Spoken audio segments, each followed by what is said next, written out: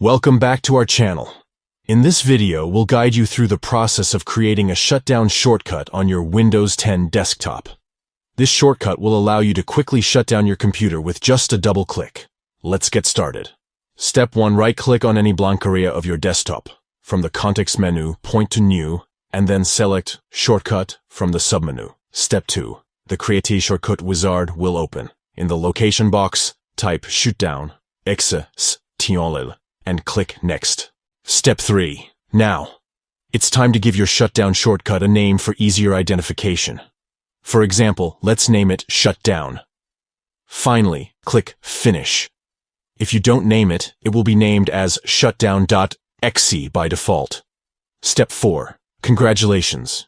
You've successfully created the shutdown shortcut on your Windows 10 desktop. To shut down your computer, simply double-click on the shortcut. When you double-click on the shortcut, a shutdown window will quickly flash by, and Windows 10 will immediately shut down. And there you have it. With this shutdown shortcut, you'll be able to quickly and effortlessly shut down your computer without the hassle of navigating through menus or searching for the shutdown option.